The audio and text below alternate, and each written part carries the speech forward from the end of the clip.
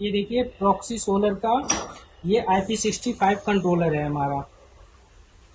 इससे हम DC motor 1 HP की डीसी मोटर के लिए ये कंट्रोलर्स यूज करते हैं। इसमें बेसिकली आपको यहाँ पे वायरिंग वगैरह दिखाते हैं, कैसे फिटिंग होगी, कैसे वायरिंग होगी।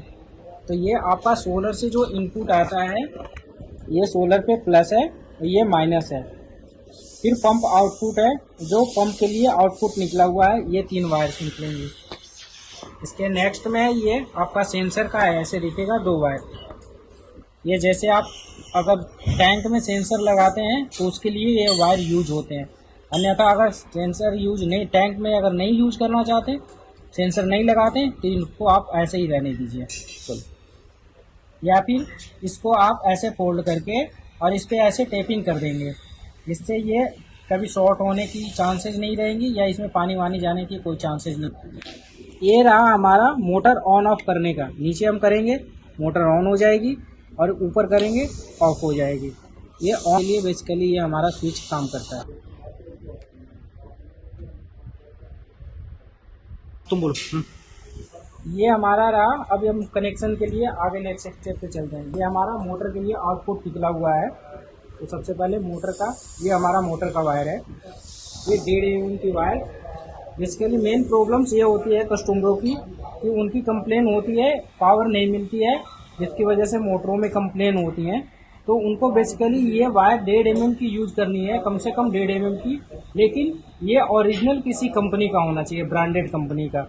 सपोज दैट RR केबल हो, पॉलीकैब हो, हैवेल्स हो, फिनोलेक्स हो, ऐसी कंपनियों का ये यूज करना है। आपको समझ में नहीं आए, इस पे लिखा भी होता है ये जो आपको दिखाई दे रहा है।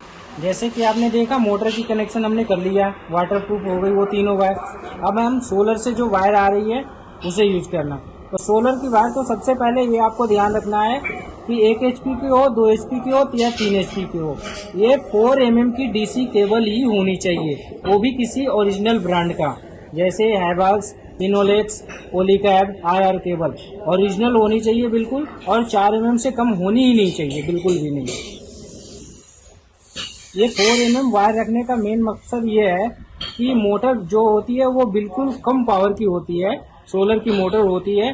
तो जो सोलर से आने वाली पावर होती है वो बेसिकली ये 4 mm की वायर से कहीं भी ड्रॉप नहीं होती है, जिससे मोटर की परफॉर्मेंस बहुत ही अच्छी होगी। इससे आपको ही फायदा होगा, आने वाले टाइम में कभी भी कोई परेशानी नहीं होगी इससे। ये आपको, ये बेसिकली देखिए हमारा लगा हुआ है। ये पिन आपको अलग से मिलेगा और ये अलग से मिलेगा, ऐसे लगा हुआ। तो इसमें सबसे पहले इसको ऐसे खोलना है।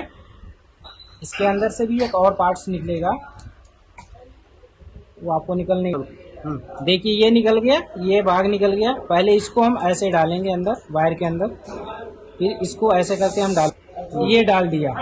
अब इसके बाद ये पिन पे आएगा। आपको पहले यहाँ आपका वायर अपना स्टीप करना होगा और ये पिन का यहाँ पे पॉइंट्स रख के और ये आपका प्लास से अच्छे तरीके से यहाँ दबाना है, चारों तरफ से ये अच्छे तरीके से यहाँ पे ऐसे दबाना है।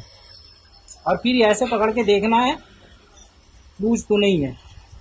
इसके बाद इसे नीचे से ऐसे ले जाइए, ये ऊपर वाला पॉइंट्स है, इसको इसके अंदर पुश कीजिए।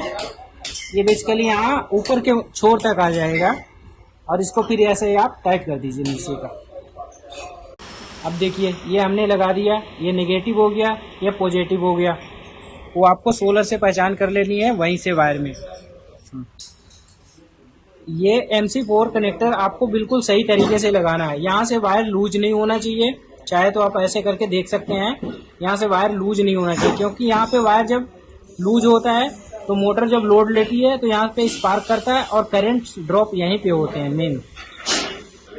ये देखिए हमने ये यहाँ से पावर इसको दे दिया, इनपुट दे दिया। ये देखिए हमारे डिस्प्ले में लाइट आ गई। ये अब ये देखिए यहाँ पे ये IP65 कंट्रोलर है, 1 HP का है। तो इसमें हमारे ये कीपैड यूज होगा, ये सेकंड वाला यूज नहीं होगा, छोटा नहीं होगा, ये बड़ा वाला यूज होगा। हमने पावर ऑन कर दिया है, ये 4 नंबर आ रहा है। इसका मतलब ये होता है कि ये स्विच ऑफ है। स्विच ऑफ है इसका मतलब इसीलिए ये फॉल्ट 4 बता रहा है। अब इसको हम पैरामीटर्स चेक करने के लिए यहाँ अब देखिए हम इसको ऑन करते हैं। स्विच ऑन किए, ये आरपीएम की लाइट जली, 40 आ गए। ये अब आरपीएम बढ़ना शुरू हो गया। ये हमारा मोटर चल रहा है।